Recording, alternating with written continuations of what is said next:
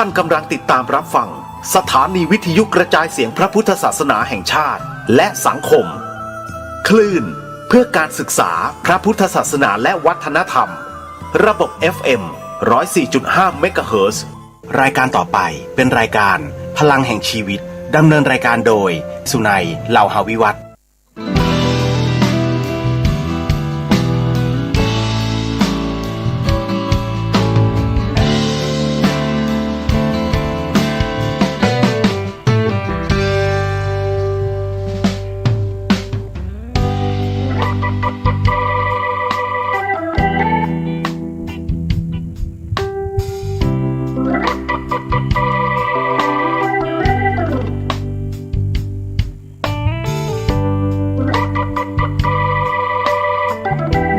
ขึ้นมาฉายแสงเถิดชีวิตเป็น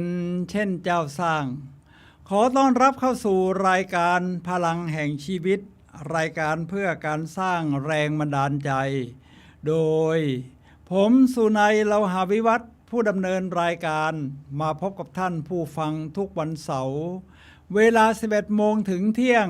ทางสถานีวิทยุเพื่อการศึกษาพระพุทธศาสนาและวัฒนธรรมคลื่นFM 104.5 เมกะเฮิรตซ์ออกอากาศณวัดฝายหินมหาวิทยาลัยเชียงใหม่จังหวัดเชียงใหม่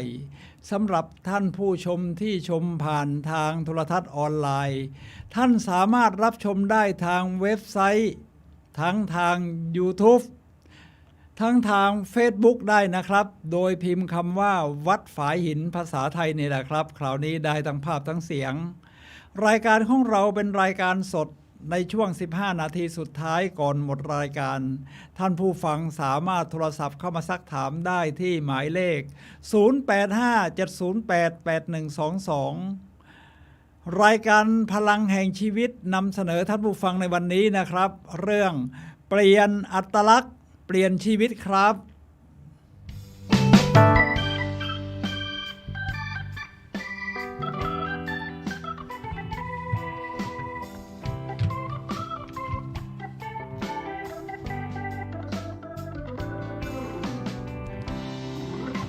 ท่านผู้ฟังครับคำว่าอัตลักษณ์อาจจะเป็นคำที่ใหม่สำหรับหลายท่านและเป็นคำที่คุ้นเคยสำหรับอีกหลายๆท่านนะครับท่านผู้ฟังครับอัตลักษณ์นี่หมายถึงภาพที่เรามองตัวเองวันนี้เราพูดเรื่องใหญ่นะครับภาพที่เรามองตัวเองเรามองตัวเองว่าเป็นอย่างไรนี่นะครับท่านผู้ฟังครับชีวิตเราก็จะเป็นอย่างนั้นเลยละถ้ามองว่าโอ้ยตัวเรานี่แย่มากไม่มีคุณค่า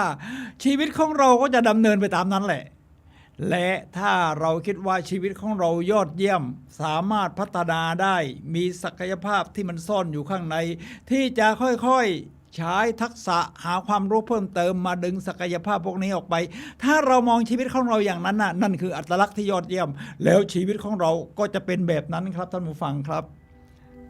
และผมจะนำคำพูดของกูรูทั้งหลายที่พูดถึงอัตลักษณ์ว่าการมองภาพตัวเองแล้วเตรียมพัฒนาตัวเองนี้จะเป็นอย่างไรเพราะแน่นอนอยู่แล้วถ้าเราเปลี่ยนตัวเองโลกก็จะเปลี่ยนเมื่อเรายอดเยี่ยมขึ้นโลกก็จะยอดเยี่ยมขึ้นครับเพราะมันโยงไปถึงทัศนคติที่เรามองต่อโลกทีนี้เวลาเราแบ่งผู้คนอีกแบบนึงนะครับคือแบ่งได้หลายๆแบบเลยผู้คนนี่ถ้าแบ่งแบบนี้นี่นะครับในเรื่องของอัตลักษณ์เขาจะแบ่งคนเป็น3จำพวกเกรด1เกรด2เกรดล่างสุดเกรด3เกรด3นี่เวลาคุยกันเรื่องอะไรเนี่ยนะครับเขาจะพูดเรื่องอะไรครับพูดเรื่องคนอื่น คนนั้นเป็นอย่างนั้นคนนั้นเป็นอย่างนี้ดีไม่ดีเข้าขั้นนินทากันเลยมันเป็นอย่างนั้นนะครับท่านผู้ฟังครับทำไมไม่พูดเรื่องตัวเองล่ะเพราะว่าบางทีกลัวครับกลัวที่จะพูดเรื่องตัวเองเลยพูดเรื่องคนอื่นแก้แค่มันทำให้ดึงออกไปจากเรื่องที่ตัวเองคิดว่าตัวเองไม่ดีอะไรทำนองนั้นไม่พร้อมที่จะพัฒนาทีนี้เกรด2คือคนที่พูดถึงเหตุการณ์ก็ดีขึ้นมาระดับหนึ่งเหตุการณ์ตรงนั้นมีระเบิดตรงนี้อันนี้ก็เรื่องทัศนคติก็ว่าจะไปดูดข่าวร้ายดูดข่าวดีโอ้ตรงนั้นรุ่งเรืองยอดเยี่ยมพัฒนาอะไรไปได้หลายอย่าง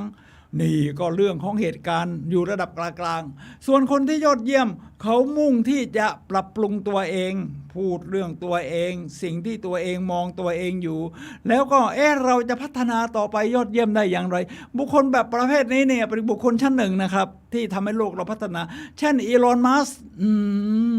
ก็ประดิษฐ์อะไรได้ตั้งหลายอย่างแล้วรวมทั้งที่จรวดขึ้นไปบนอวกาศโดยเอาลงมาใช้ได้อีกราคาประหยัดกำลังจะไปดาวอังคารเขาก็จะมองว่าตัวเองมีศักยภาพอะไรนี่เป็นการเดี๋ยวผมมีตัวอย่างจากกูรูทั้งหลายนะครับว่าการใช้วิธีการมองอัตลักษณ์ตัวเองนั้นสำคัญอย่างไรครับ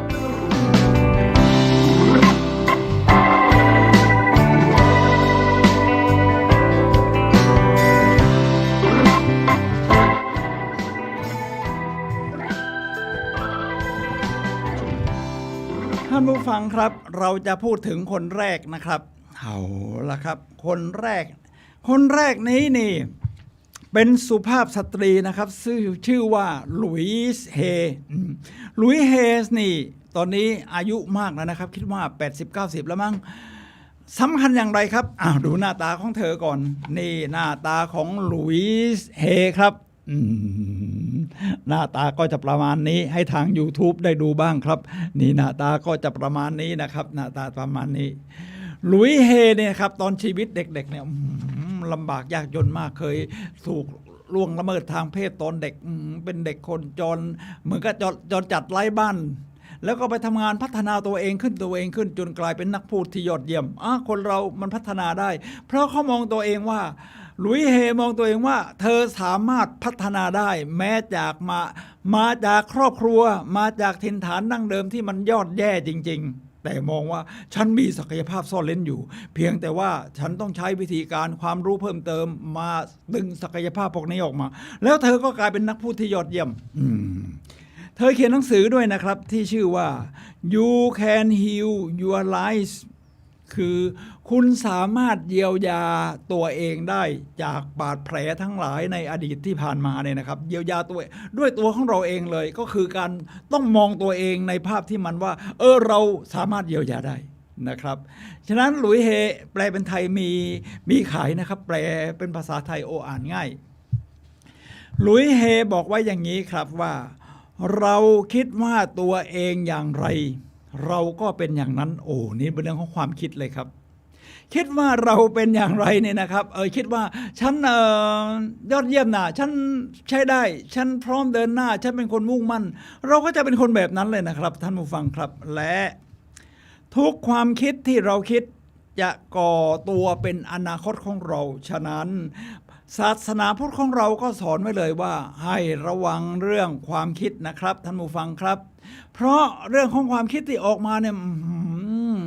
มันจะก่อตัวฝังเข้าไปในจิตใต้สำนึกที่อยู่ลึกๆในชีวิตของเราแล้วเราคิดแบบไหนมันเป็นแบบนั้นนะครับคือการกระทำทุกอย่างเนี่ยมันจะเกิดขึ้น2 ครั้งเกิดขึ้นในใจ1 ครั้งแล้วเกิดขึ้นจริงตามมาอีก1 ครั้งนะครับหรือหลายครั้งก็ได้พวกเราแต่ละคนต่างสร้างประสบการณ์ด้วยความคิดและความรู้สึกของตัวเองพอเห็นสิ่งเดียวกันนี่บางคนก็เห็นต่างความรู้สึกต่างความคิดที่เราคิดและคำพูดที่เราพูดเป็นตัวสร้างประสบการณ์ของเราฉะนั้นมาคอยความคิดแล้วเป็นถึงคำพูดด้วยนะครับฉันเป็นคนยังไงฉันพัฒนาได้ไหมฉันยอดเยี่ยมไหมฉันใช้ได้นะอะไรทำนองนี้สิ่งที่เราเชื่อเกี่ยวกับตัวเราและชีวิตจะกลายเป็นความจริงสำหรับเราสิ่งที่เราเชื่อเกี่ยวกับตัวเราและชีวิตจะกลายเป็นความจริงสำหรับเราจากการมองตัวเองความคิดเมื่อฝังเข้าไปนานๆมันกลายเป็นความเชื่อนะครับเชื่ออย่างไรโลกเป็นอย่างนั้นครับท่านผู้ฟังครับไม่มีใครสถานที่ใดและสิ่งใดจะมีอำนาจเหนือเราเพราะเราเท่านั้นเป็นผู้คิดเวลาใครว่าเราสิ่งที่เอาเราก็คือเราเอามาคิดนั่นแหละประมาณนั้นนะครับใครชมเราก็มาคิดมันอย่างไหนมันให้พลังเราก็ต้องเลือกอย่างนั้นท่านผู้ฟังครับชีวิตมันเดินแบบนี้ทีนี้มาถึงยุคตอนนี้ นี่คือวันที่ 4 ธันวาคม พุทธศักราช 2564 ชีวิตเรามาถึงตรงนี้แล้วนะครับ เราจะไปข้างหน้าต่อได้อย่างไรโควิด -19 มันก็มีโควิดกลายพันธุ์ที่มาจากแอฟริกาใต้อีก แต่ชีวิตมันต้องเดินต่อไป เราต้องมั่นใจว่าเราฉีดวัคซีน2 เข็มตามมาตรฐานเนี่ยนะครับไม่ว่าจะเป็นซีโนฟาร์มซีโนแวคบวกด้วยเอสตราหรือเอสตรามันก็ใช้ได้แต่ที่สำคัญเรามองตัวเองว่าฉันเป็นคนแข็งแรงฉันสร้างภูมิต้านทานให้ตัวเองได้ฉันกินอาหารที่มีสุขภาพเรามองตัวเองนะว่าฉันเป็นคนชอบกินอาหารสุขภาพกินอาหารที่ไม่สร้างให้เกิดโรค NCD เช่นไปก่อทำให้หลอดเลือดอักเสบไปพวกน้ำตาลแป้งขาวทั้งหลายนี่นะครับท่านผู้ฟังครับทำ intermittent fasting IF ไม่กินกระจุกกระจิกกินเป็นระยะเวลาเว้นช่วงให้ร่างกายได้พักแล้วก็ออกกำลังกายถ้าฉันเชื่อว่าฉันแข็งแรงฉันสามารถออกกำลังกายได้เราก็จะเป็นแบบนั้นผมอายุมากแล้วก็ออกกำลังกายครับแต่ว่าให้มันอยู่ในจุดที่ใกล้ถึงพีคคือถ้าออกเยอะแยะมันก็ไม่พัฒนาตัวเองสักเท่าไหร่ก็ออกให้ถึงพีคถ้าเลยพีคไปบอกเราอายุมากหรืออายุน้อยก็เถอะถ้าเลยพีคไปพีคคือจุดสูงสุดที่ร่างกายทนไหวมันจะบาดเจ็บได้ผมก็เลยซ้อมวิ่งพอวิ่งไม่ไหวก็เดินมากเดินถูกวิธีเขาบอกต้องพลิกฝ่าเท้าเข้าในหน่อยเวลาเราวิ่งมันทำให้เจ็บสะโพกเนี่ยนะครับซ้ายขวาเนื่องจากเป็นกล้ามเนื้อที่เราไม่ค่อยได้ใช้เขาก็มีกูรูทั้งหลายที่เป็นนักวิ่งว่าคุณวิ่งถูกวิธีแล้วแต่คราวนี้คุณต้องนวดหน่อยเพราะมันไม่ค่อยได้ใช้นะนวดดีขึ้นตอนนี้คุณเดินไปก่อนแล้วก็สักพักหนึ่งเดี๋ยวคุณก็ค่อยวิ่งได้เราจะวิ่งดีกว่าเดิมเมื่อวานผมก็เลยมาลองวิ่งนิดหน่อยสลับเดินเนี่ยนะครับเดินให้ร่างกายอุ่นเครื่องกูรูบอกเดินให้ร่างกายอุ่นเครื่องสัก3 กิโลเมตรก่อน2 กิโลเมตรสุดท้ายแล้วคุณค่อยวิ่งอะไรทำนองนี้นะครับนี่แหละครับท่านผู้ฟังครับถ้าจะให้ดีต้องเล่นเวทเทรนนิ่งก็คือยกน้ำหนักยกน้ำหนักทำให้มันมีพลังมีกล้ามเนื้อเกิดการเผาผลาญได้ดีตรงนี้มันก็เป็นความยอดเยี่ยมที่เราสามารถสร้างภูมิต้านทานขึ้นมาโดยเรามองว่าตัวเองสามารถสร้างภูมิต้านทานสำหรับให้มีภูมิร่างกายแข็งแรงด้วยตัวของเราเองได้แบบนี้แหละครับท่านผู้ฟังครับ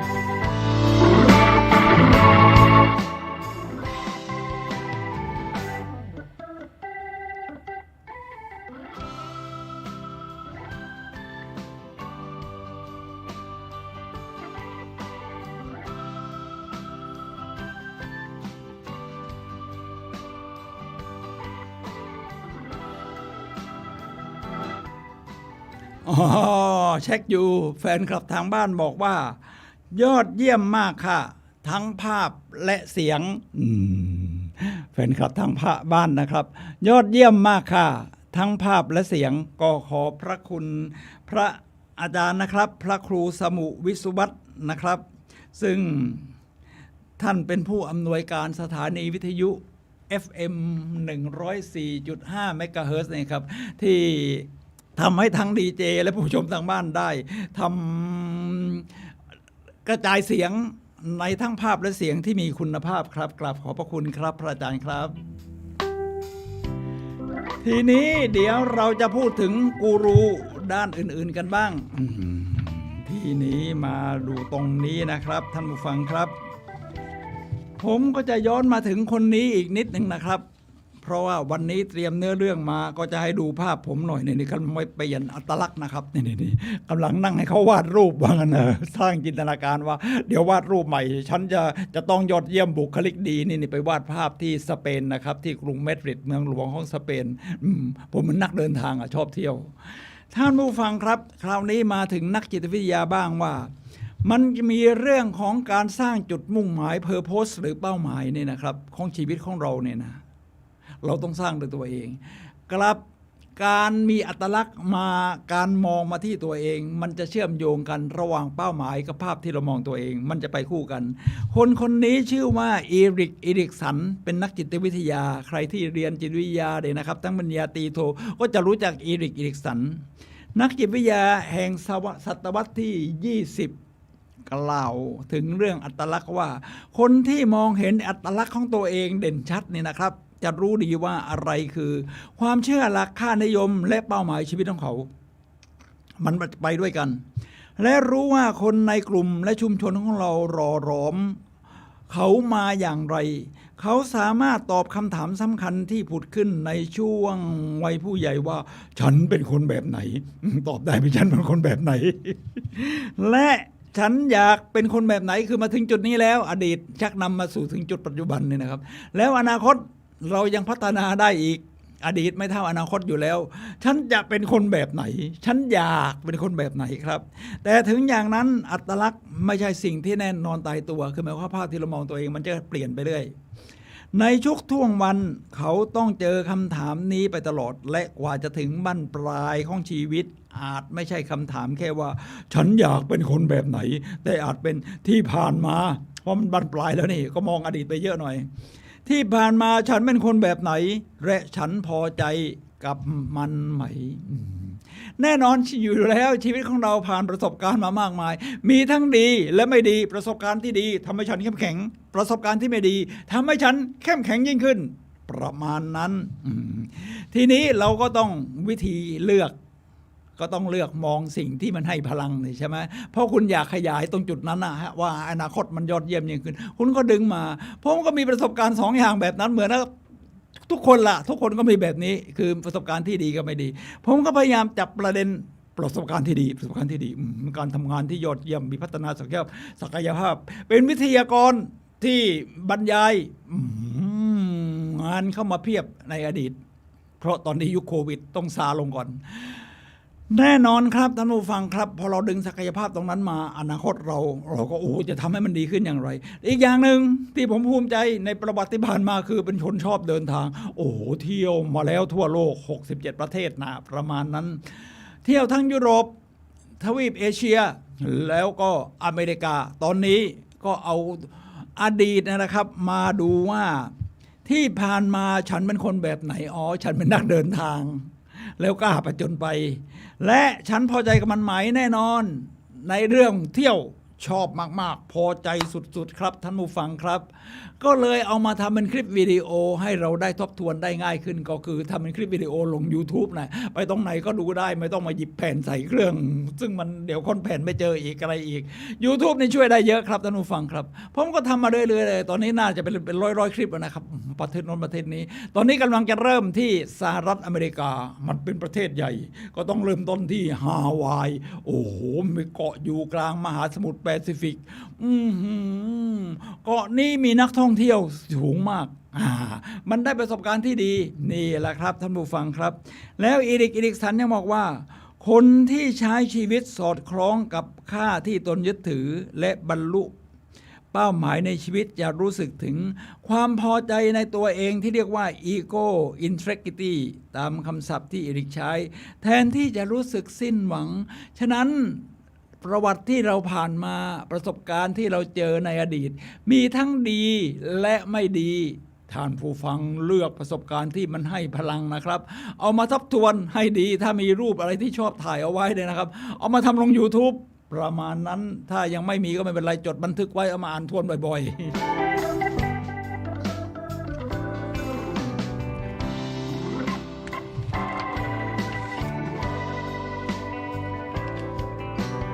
ทีนี้มาถึงนักวิจัยบ้างบรรดานักวิจัยที่ A&B Texas University ที่สหรัฐอเมริกาได้พิจารณาความสัมพันธ์ระหว่างอัตลักษณ์กับจุดมุ่งหมายและพบว่าการรู้จักตัวเองเนี่ยนะครับเป็นตัวชี้ชีวิตเป็นตัวชี้วัดที่สำคัญที่สุดอย่างหนึ่งที่จะบอกว่าคนนั้นมีชีวิตที่มีความหมายหรือไม่เริ่มจากการรู้จักตัวเองว่า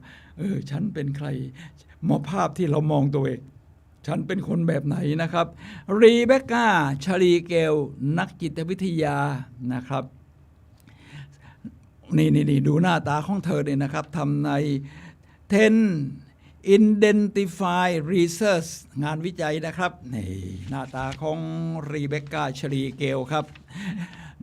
ผลการวิจัยของเธอเดี๋ยวจะเปิดเผยครับว่าอัตลักษณ์นั้นสำคัญอย่างไรครับท่านผู้ฟังครับในนี้รีเบคก้าบอกว่า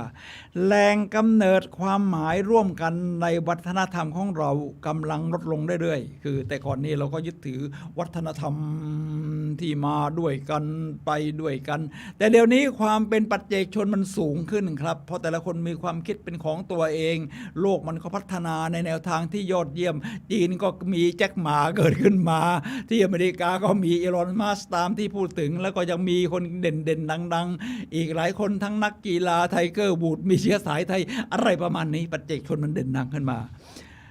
รีเบคก้าก็บอกว่าเพราะฉะนั้นคนจึงต้องหันมามองตัวเองจากภายในนะครับมองจากภายในไม่ต้องไปว่าคำพูดที่คนอื่นเขาพูดถึงเราแล้วมองเรามาเนี่ยนะครับมันก็เป็นความคิดของเขาจากข้างในของเขาว่าเราต้องมองเป็นเรื่องของการมองตัวเองอัตลักษณ์เป็นเรื่องของเรานี่แหละมองตัวเราเองเพราะฉะนั้นคนจึงต้องหันมามองตัวเองจากภายในเพื่อที่จะหาวิธีใช้ชีวิตที่ดีที่สุดเพราะเวลาที่เราจะอยู่ในโลกนี้ช่วงชีวิตนี้เนี่ยมันมีจำกัดอยู่แน่นอนอยู่แล้วก็เฉลี่ยก็70 80 90 ปีถ้าไม่มีปัจจัยอื่นที่ทำให้เสียชีวิตก่อนหน้านี้แล้วก็มนุษย์ก็จะอายุยืนยาวขึ้นเรื่อยมีการทำนายเลยนะผมฟังจากคุณหมอที่ฟังประจำสอนเรื่อง IF คุณหมอผู้หญิงเด็ดๆหมอสศิรินนี่นะครับอะไรเนี่ยมีใน YouTube ท่านก็บอกว่าในปี 2030 โอ้อีกไม่กี่ปีมนุษย์จะอายุยืนขึ้นเป็น140 ปีมันยาวเราอายุมากขนาดนี้เราฟังแล้วตกใจอะไรมันยาวขนาดนั้นแต่ก่อนบอกว่าร้อยหนึ่งก็เยอะแล้ว120วันนี้140เพราะเพื่อที่จะหาวิธีใช้ชีวิตอย่างดีที่สุดการรู้จักตัวตนที่แท้จริงเป็นก้าวแรกของการเดินทางฉะนั้นเส้นทางชีวิตที่เราจะเดินออกไปยาวไกลขึ้นอยู่ตามอายุไขที่ยังเหลืออยู่ของแต่ละคนซึ่งมีไม่เท่ากันอยู่แล้วนะครับเริ่มจากจุดไหนนะครับจะใช้ชีวิตยอดเยี่ยมเริ่มจากการรู้จักตัวเองก่อนนะครับว่าฉันคือใครแล้วก็เป็นก้าวแรกที่จะนำเราเดินไปครับมองตัวเองนะครับคราวนี้มาถึงนักเขียนนักพูดอาวุโสตอนนี้อายุน่าจะสัก90ละมั้งซิกซิกล่าผู้ที่ทำธุรกิจในยุคเมื่อ 20-30 ปีก่อนก็ต้องรู้จักซิกซิกล่าในหน้าตาของเขานะครับก็ยังยิ้มแย้มแจ่มใสใช้ได้อยู่ครับคืออายุมากนี่หน้าตามันก็เหี่ยวความสดความหล่อมันก็หายสิ่งที่มาทดแทนแบบผมเนี่ยเอายิ้มเข้าไว้ยิ้มเข้าไว้ซิกซิกล่าเขาว่าไงครับบอกว่าผมชื่อมั่นใจว่าการมีภาพพจน์ที่ดีเกี่ยวกับตัวเองคือภาพที่คุณมองตัวเองนะคือจุดเริ่มต้นจุดแรกของทั้งหมดครับว่าเรามองตัวเองอย่างไรเราก็จะเป็นอย่างนั้นซิกซิกล่าบอกอย่างนี้เลยว่าความสำเร็จจะเป็นเรื่องง่ายขึ้นมาทันทีที่คุณมีความเชื่อมั่นอะไรที่คุณคิดถึงบ่อยๆมันจะกลายเป็นความเชื่อแต่ก่อนอื่นคุณต้องมีศรัทธาในตัวเองเสียก่อนนะครับมีศรัทธาในตัวเองครับท่านผู้ฟังครับมีศรัทธาในตัวเองครับคราวนี้ผมจะมาถึงนักพูดนักเขียนระดับโลกคราวนี้นักเขียนระดับโลกนี่นะครับก็คือจอห์นซีแม็กเวลมีหนังสือที่จอห์นซีแม็กเวลเขียนและแปลเป็นไทยเนี่ยนะผมว่าในเมืองไทยน่าจะมีไม่ต่ำกว่า20ฉบับละมั้ง เป็นพ็อกเก็ตบุ๊กนะครับนี่หน้าตาของจอห์นซีแม็กเวลเขาเดินทางทั่วโลกบรรยายมีผู้ฟังไปมากกว่า6 ล้านคนเนี่ยนะจอห์นซีแม็กเวลเขาพูดว่าไงครับเขาบอกว่าเราประสบความสำเร็จได้แม้ไม่มีใครเชื่อในตัวเราไอ้คนที่จะเชื่อในตัวเราหรือไม่เชื่อในตัวเราเนี่ยครับขึ้นอยู่กับทัศนคติของเขาขึ้นอยู่กับความคิดภายในของเขาแต่ไอ้ที่เราเนี่ยนะครับไอ้ที่เรามองเนี่ยนะครับว่าเราจะประสบความสำเร็จได้นะเนี่ย ฉันพัฒนาศักยภาพของฉันที่ซ่อนเร้นอยู่ภายในได้ฉันหาความรู้เพิ่มเติมได้ฉันหากัลยาณมิตรที่ยอดเยี่ยมได้ฉันยอดเยี่ยมยิ่งขึ้นได้นี่เราประสบความสำเร็จได้แม้คนอื่นไม่มีใครเชื่อว่าเราทำได้แต่เราไม่สามารถประสบความสำเร็จได้โดยเราไม่เชื่อในตัวเองนะครับท่านผู้ฟังครับผมเพิ่มเติมนิดนึงนะครับเวลาเราหางานทำนี่นะครับมันเกี่ยวกับอัตลักษณ์ภาพที่เรามองตัวเองอย่างไรนะครับเวลาเราจะหางานแรกสมมติจบปริญญาตรีนี่ความสัมพันธ์ถ้าเป็นสังคมไทยแล้วพ่อแม่อาจจะมีส่วนช่วยว่า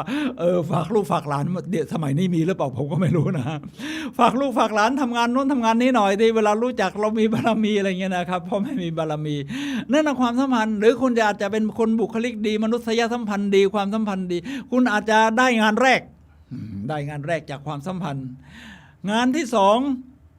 คุณจะได้จากทักษะคุณทำงานแรกแล้วคุณมีทักษะพัฒนาความรู้มีความเชี่ยวชาญในด้านนั้นคุณหางานที่ดีขึ้นจากทักษะของคุณแต่จะทำให้คุณยั่งยืนได้อย่างไรล่ะต้องมีอย่างที่สามครับคืออัตลักษณ์มองว่าคุณมองตัวเองว่าคุณคือใครจะทำให้คุณยืนหยัดในสิ่งนั้นอยู่ได้ครับท่านผู้ฟังครับ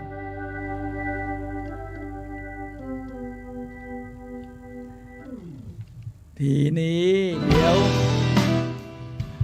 เราจะพูดถึงนักเขียนอีกคนหนึ่งครับเพราะวันนี้จะอ้างกูรูทั้งหลายเพราะผมเอามาไว้ทบทวนของผมเองด้วยเนี่ยว่ากูรูทั้งหลายก็พูดถึงเรื่องอัตลักษณ์อย่างนี้นะเราก็ต้องเอามาใช้วิธีการในการมองตัวเองด้วยทีนี้คนนี้เขียนหนังสือมีการแปลเป็นไทยด้วยอาจจะหายากหน่อยต้องไปหาในหนังสือในร้านหนังสือมือสองSeeds of Greatness นะครับเมล็ดพันธุ์แห่งความยิ่งใหญ่เขียนโดยดร. เดนิส วัตดีเมล็ดพันธุ์แห่งความยิ่งใหญ่ Seeds of Greatness ครับเรามีเมล็ดพันธุ์แห่งความยิ่งใหญ่ไหมเดวิด เวดลี่บอกว่ามีทุกคนมีเมล็ดพันธุ์แห่งความยิ่งใหญ่แล้วทำไมมันไม่งอกวะก็อยู่ที่ความคุณมองตัวเองว่ามันมีไหม1 2พอมันมีคุณรู้ว่ามันมีนะคุณเชื่อว่ามันมีคุณมองตัวเองว่ามันมีพอมันมีคุณบอกว่าฉันจะพัฒนาขึ้นมันมาได้ฉันหาเชื้อเพลิงมาได้ฉันหาความรู้เพิ่มเติมมาได้มาดึงเมล็ดพันธุ์ดีๆข้างในออกมาขยายเป็นต้นแผ่ขยายใหญ่แล้วเดนิส เวดลี่กล้าพูดอย่างนี้เขาคือใครเขาเป็นนักบินนะแห่งกองทัพเรือสหรัฐเรือที่บรรทุกเครื่องบินบินแล้วเสร็จแล้วไปเรียนจนจบปริญญาเอกกลายเป็นด็อกเตอร์ทีนี้พอหัดพูดเรื่องสร้างแรงบันดาลใจเขาก็จะเป็นนักเขียนด้วยเขาได้สิ่งพวกนี้มาจากไหนครับเขาบอกเขาได้มาจากยายได้มาจากยายคือตั้งแต่อยู่กับยายคุยกับยายเนี่ยยายไม่เคยพูดเรื่องลบเกี่ยวกับชีวิตเลยนะเดวิด เวดลี่เขาว่างั้นเลยนะยายพูดแต่เรื่องบวกสร้างพลังฉันทำได้เธอทำได้ประมาณนี้ทำไมยายถึงพูดอย่างนี้ครับเพราะว่าในสมัยก่อนนู้นยายอพยพมาจากประเทศอังกฤษเนี่ยยังใช้เทียนอยู่นะ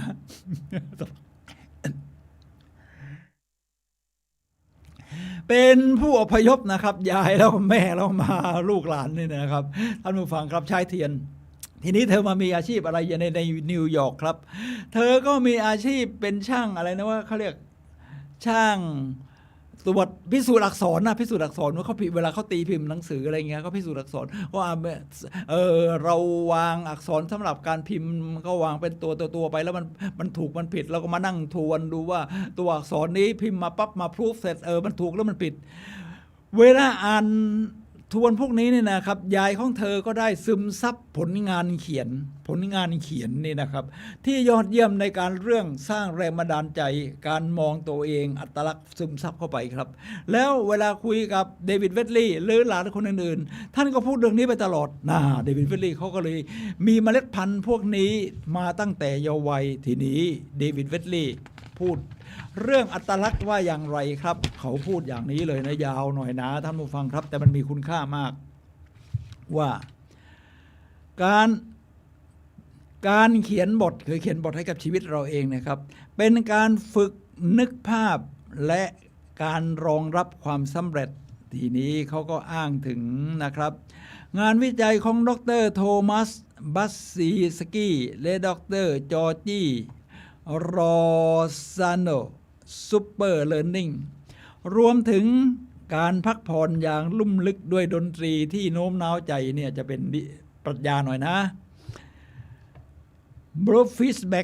Biofeedback นะครับและการศึกษาการทำงานอย่างข้างเดียวของสมอง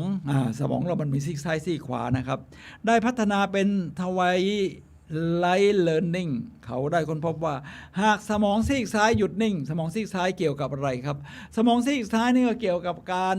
คำนวณตรรกะความจริงเท่านั้น เหตุและผล หากสมองซีกซ้ายหยุดนิ่งสมองซีกขวาจะได้ยินข่าวสารที่สามารถผ่านร่างกายได้สมองซีกขวาในเรื่องอารมณ์จินตนาการความรู้สึกทั้งสองคนต่างเชื่อว่าเมื่อการครอบงำของสมองซีกซ้ายถูกยับยั้งด้วยการพักผ่อนหรือการควบคุมสิ่งเร้าโดยวิธีอื่นๆสมองซีกขวาจะตื่นตัวต่อคำพูดที่ได้ยินดีเท่ากับภาพที่ได้เห็นนี่ก็เป็นปรัชญาที่วิธีการที่เราจะใช้ย้อนกลับมามองภาพตัวเองเนื่องจากส่วนใหญ่ของความรู้สึกด้านลบความเชื่อด้านลบและทัศนคติด้านลบที่เรามีต่อตัวเองถูกเก็บสะสมไว้ในสมองซีกซ้าย โดยการเกิดขึ้นซ้ำๆจนเป็นนิสัยเราจึงจำเป็นต้องเริ่มต้นพักผ่อนและใช้คำพูดกับตัวเองที่เป็นทางสร้างสรรค์และให้กำลังใจหมู่บ้านพรหมของท่านติสทันแพทย์พระนิกายเซนนะท่านก็มีวันเลซี่เดย์วันขี้เกียจคือวันนั้นไม่ต้องทำอะไรยกเว้นอยากจะทำอะไรก็ทำตามใจชอบการใช้คำพูดกับตัวเองเป็นทางสร้างสรรค์และให้กำลังใจแทนที่จะทำลายและบั่นทอนจิตใจฉะนั้นเราผ่อนคลายแล้วเราก็สมองซีกขวามันจะทำงานมันจะดึงคำพูดดีๆเกี่ยวกับตัวเองออกมานี่คือเดวิดเวดลีย์ Seed of Greatness เมล็ดพันธุ์แห่งความยิ่งใหญ่ครับท่านผู้ฟังครับ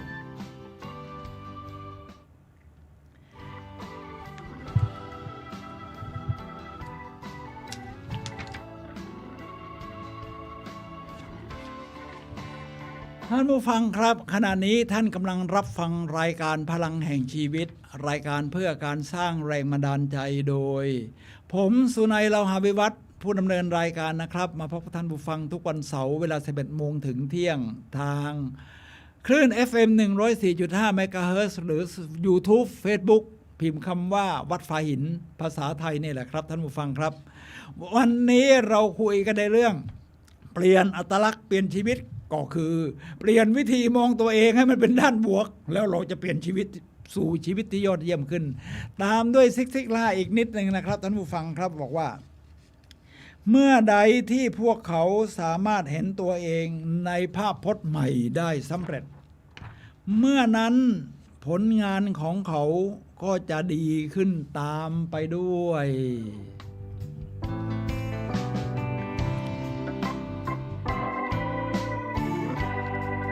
ท่านผู้ฟังครับซิกซิกล่ายังบอกว่า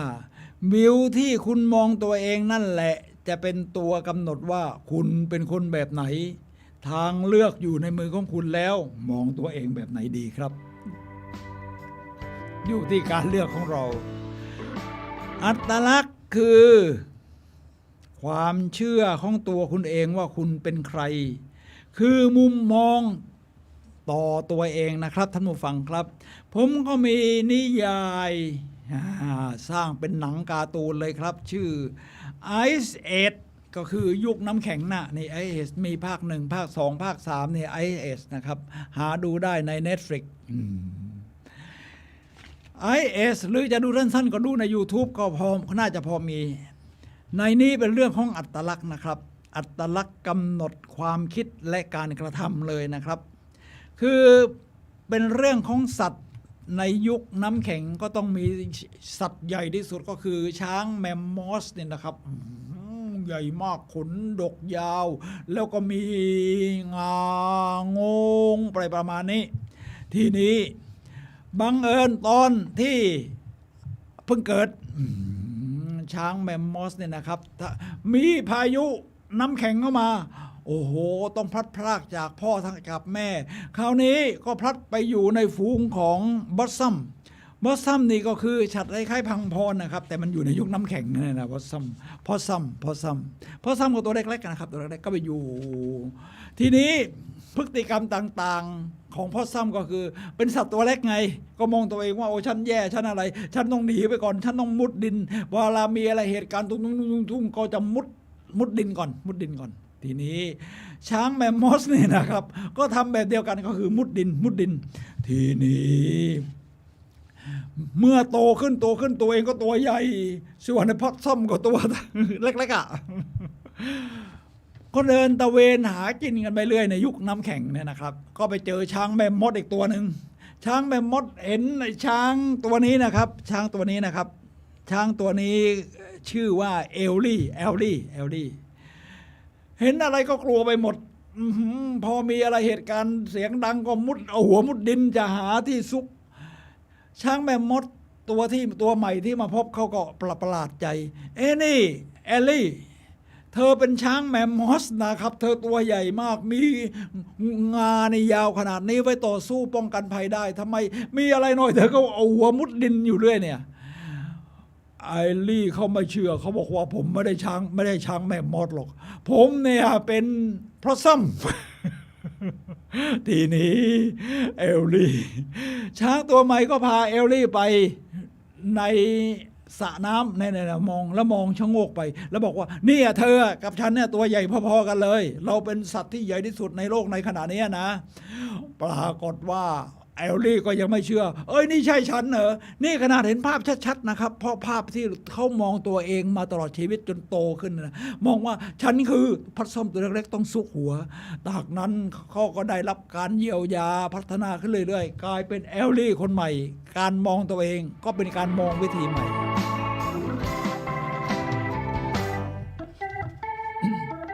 พวกเราคงเคยได้ยินเจ้าทึ่มกลายเป็นอัจฉริยะนะครับนี่ก็คือ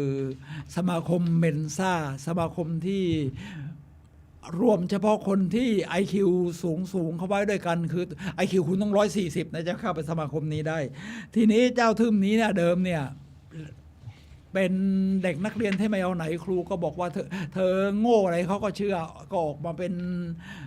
ทำมาหากินตั้งแต่เด็กๆแล้วก็กลายเป็นเจ้าทึ่มทีนี้มีทีมวิจัยมาสำรวจ IQ ปรากฏว่า IQ ต้อง160อ่ะเขาก็เลยกลายเป็นคนใหม่เพราะเขาเชื่อว่าเขามี IQ 160ก็กลายเป็นตอนหลังกลายเป็นประธานเมนซ่าเนี่ยเมนซ่า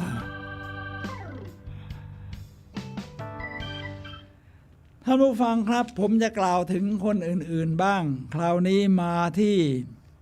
มินเรดนิวแมนและด็อกเตอร์เบอร์นาริกเบอร์โควิดได้ตั้งคำถามที่บาดใจไว้ในหนังสือ My Red Newman หนังสือที่ How to be your own best friend จะเป็นเพื่อนที่ดีกับตัวเองได้อย่างไรนะครับนี่ภาพบนคือ Newman และเบอร์โควิดนิวแมนภาพบนผู้ชายเนี่ยครับแล้วก็เบอร์โควิดแล้วหนังสือของเขานะครับ How to be your best friend ก็คือ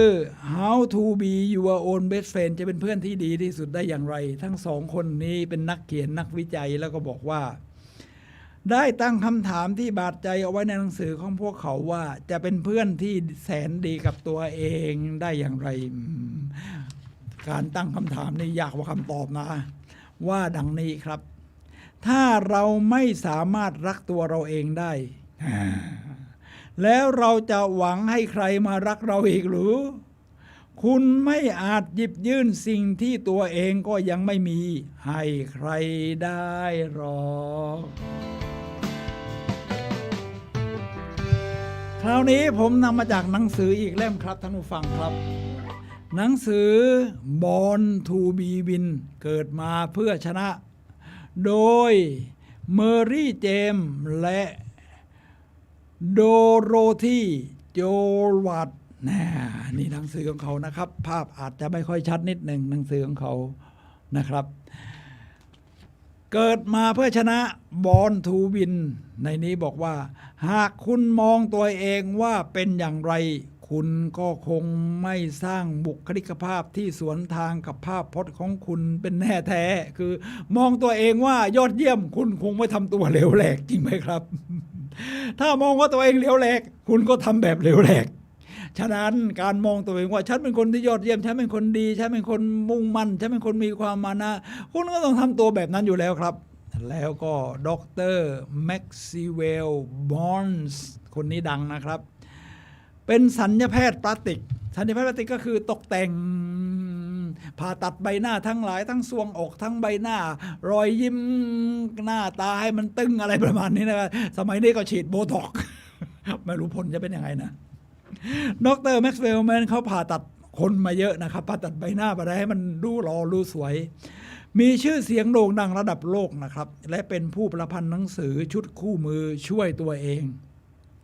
ที่มียอดขายกว่า10 ล้านเล่มได้เคยอธิบายว่านี่คือเหตุผลที่บอกได้ว่าทำไมการรักษาแบบจิตบำบัดคือคนไข้ที่เรียกว่าคนไข้อะไรกันที่มาให้หมอแม็กซิเวลมอนส์ผ่าตัดเสริมสวยนะครับพอผ่าตัดแล้วเนี่ยมีถึง 20% ที่บอกว่าผ่าตัดแล้วเอาตามรูปทรงที่กำหนดกันไว้แล้วก็ไม่ยอมรับตัวเองว่าสวยไม่ฉันไม่เห็นดีขึ้นเลยอะไรเงี้ยเพราะมันมีความเชื่ออยู่ภายในเป็นภาพที่มองตัวเองอยู่ภายในว่าฉันไม่สวยฉันแย่ขนาดเปลี่ยนใบหน้าแล้วก็ฉันยังไม่สวยฉันแย่เขาก็เลยบอกว่าทำไมในการรักษาแบบจิตบำบัดจึงมุ่งเน้นที่การเปลี่ยนภาพพจน์ที่ผู้ป่วยมองตนเองให้ได้เสียก่อนจึงจะแก้ปัญหาของเขาลงได้ทำไมการรักษาแบบจิตบำบัดจึงมุ่งเน้นที่การเปลี่ยนภาพพจน์ที่ผู้ป่วยมองตัวเองให้ได้เสียก่อนนะครับจึงจะแก้ปัญหาของเขาได้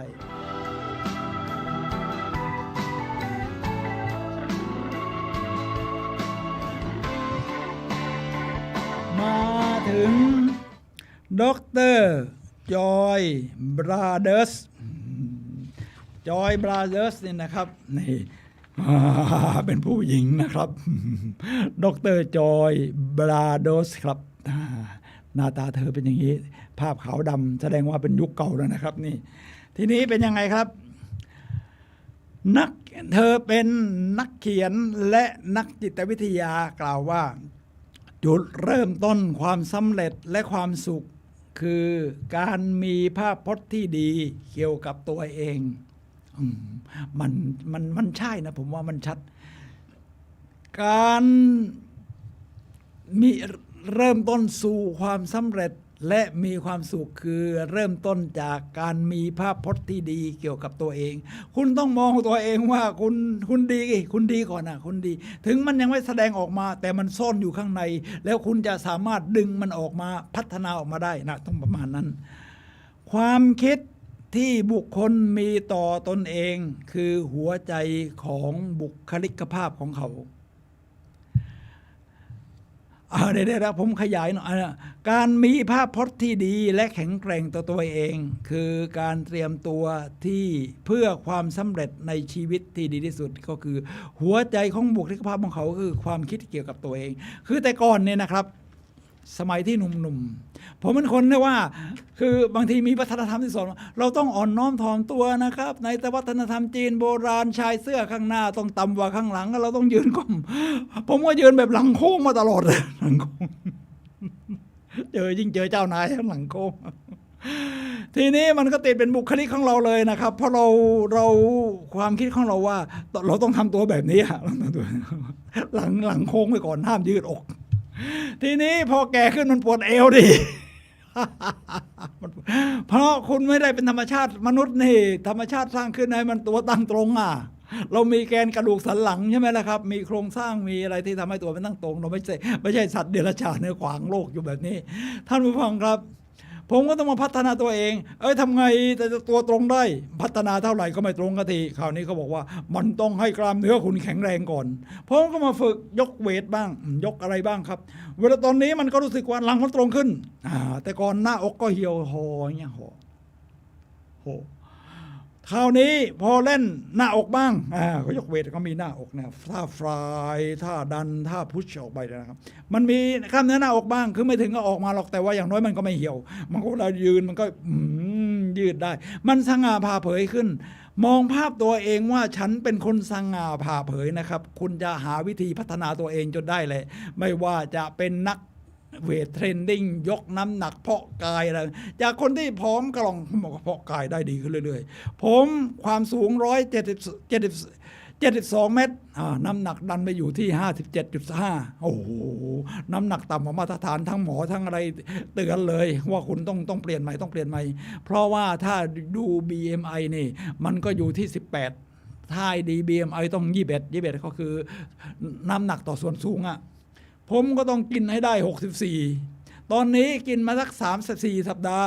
ขึ้นมา2 กิโลก็ยังดูดีมันดูดีขึ้นมันก็ต้องเราก็พัฒนาขึ้นไปเรื่อยๆแบบประมาณนี้นะครับท่านผู้ฟังครับนี่คือภาพของการพูดมองตัวเองครับ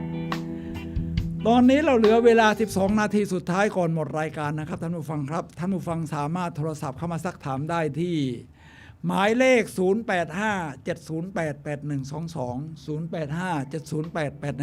0857088122 ครับ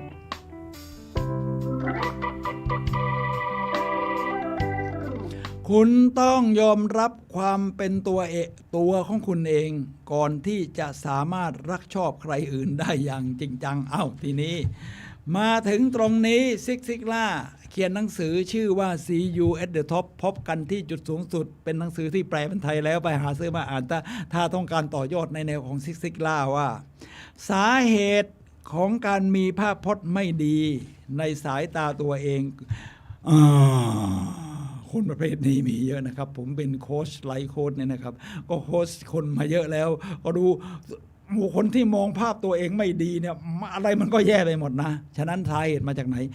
1. ดึงดูดหรือพูดแต่แง่ร้ายนี่ต้องระวังนะครับมัน law of attraction นะทั้งที่มีแง่ดีก็ไม่ชอบคิดถึงหรือไม่ชอบพูด 2. เราเห็นภาพพจน์ที่ไม่ดีจากคำพูดของคนอื่นเราเห็นภาพพจน์ที่ไม่ดีจากเช่นเขาพูดถึงเราในทางไม่ดีเราก็เราเชื่อจะเชื่อไม่เชื่ออยู่ที่ความคิดเราไงบินโกนาดสัมมนาความเป็นปฏิปักษ์ขั้นพื้นฐานของวัยรุ่นในดีมีงานเขียนอยู่ 3. เอาความล้มเหลวในงานไปปนเปกับความล้มเหลวในชีวิตนะมันเป็นแค่ส่วนหนึ่งของชีวิตงาน 3. ความจำที่ไม่ได้รับการฝึกฝนให้ใช้การได้ดีคือจำเหตุการณ์ร้ายๆเนี่ยมันสะเทือนอารมณ์ได้มากกว่าไงมันก็จำแต่นั้นเราต้องเปลี่ยนใหม่จำดีๆนี่คือ4 สาเหตุที่ซิกล่าว่า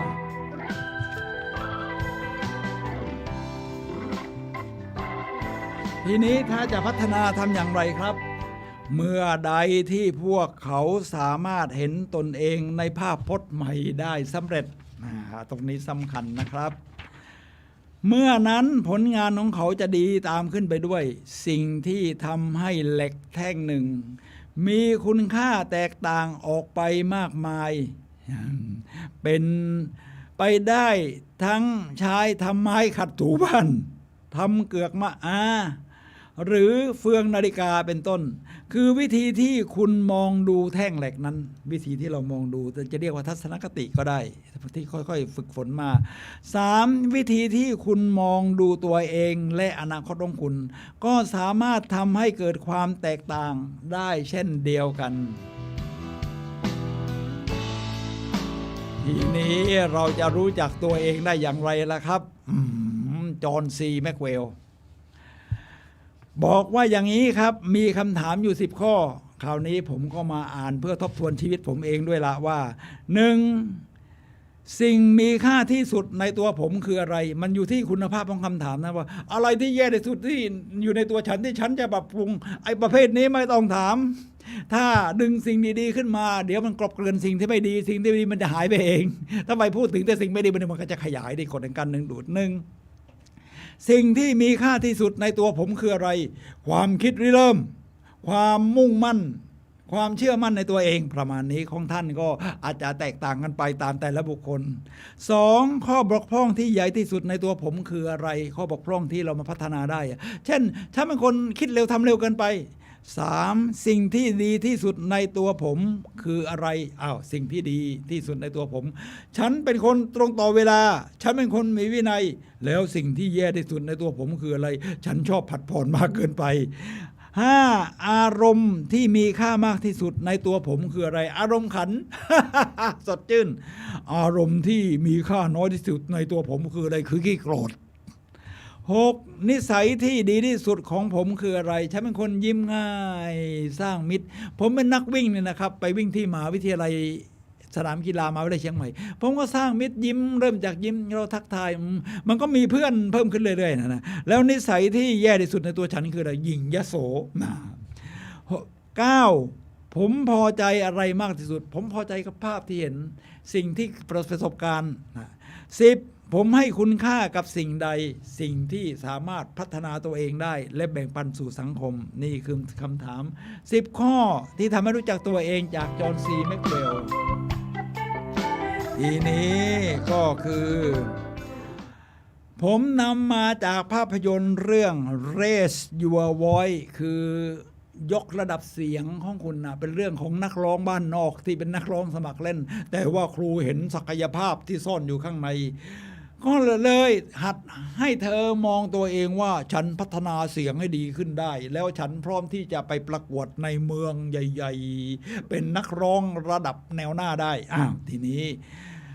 ค้นหาความเป็นคุณก่อนเพราะว่าครูสอนดนตรีนี่ต้องสอนเรื่องจิตวิทยาด้วย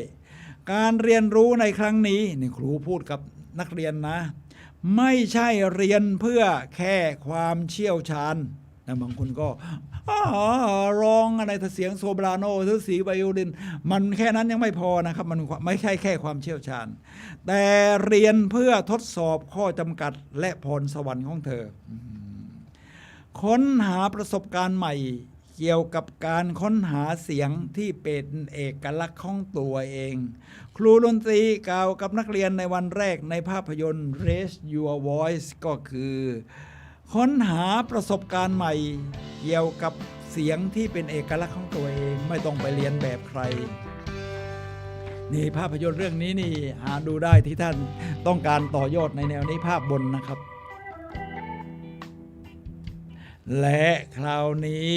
หนังสือเล่มนี้ดีมากครับที่ผมจะอ้างถึงก็คือ Finding Your Own North Star ก็คือค้นหาดาวเหนือแท้ของเธอให้พบเขียนโดยมาธาเบ็กดร.มาธาเบ็กนั่นนะครับนี่สุภาพสตรีนี่หนังสือของเธอนะครับหนังสือของเธอภาพบนแล้วก็ตัวนะผู้เขียนก็อยู่ภาพล่างและเป็นนักพูดด้วยนะครับมาธาเบ็กนี่เยี่ยมมากนะครับซึ่งค้นหาตัวเองทีแรกก็ตัวเองก็คล้อยตามไปตามครอบครัวที่อยากให้เรียนภาษาจีนภาษาเยอรมันอะไรก็ไม่รู้ซึ่งถ้าชอบมันก็ดีแต่เธอไม่ชอบเธอก็เลยมาตอนหลังแหกคอกมาเรียนจิตวิทยาเธอบอกว่าดึงตัวตนที่แท้จริงของคุณออกมาก้าวกระโดดตัวตนทางสังคมถูกปลูกฝังให้ระแวดระวังภัยถึงแม้มันจะเป็นแค่ภาพมายาเท่านั้นในทางกลับกันในการเดินตามความฝันของคุณจะญาติดีกับความกลัวในแนวใหม่และสร้างสรรค์ขึ้นคุณเปลี่ยนอัตลักษณ์ที่มองเรื่องแบบนี้เลยนะครับ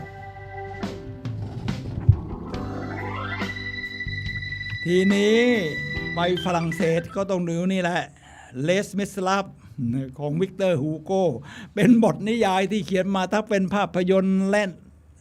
บทละครเนี่ยนะครับเลสมิสลาฟเนี่ยนะครับมีแปลเป็นไทยก็มีนะเลสมิสลาฟนี่แปลเป็นไทยว่าอะไรเนี่ยยังนึกไม่ออกเลสมิสลาฟบทประพันธ์ชิ้นเอกของวิกเตอร์ฮูโกเรียกว่าใครต้านอำนาจมืดหรืออะไรสักอย่างนี่นะครับ เป็นเรื่องที่ เจ้าหน้าที่ตามจับอะไรด้วยการทำลายเอกสารที่เกี่ยวกับการเป็นนักโทษ คือนักโทษเนี่ยโดนตามล่ามาด้วย เขาก็ทำลายเอกสารเพราะว่าจะเปลี่ยนภาพพจน์ตัวเองไงและย้ายไปอยู่เมืองอื่น และรับเอาภาพลักษณ์เฉพาะใหม่ที่เป็นของตนเอง ด้วยการทำเช่นนั้นทำให้พฤติกรรมทั้งหมดของเขาเปลี่ยนไป แล้วตอนหลังเขากลายเป็นคล้ายๆเลือกตั้งได้เป็นผู้ว่าด้วยนะ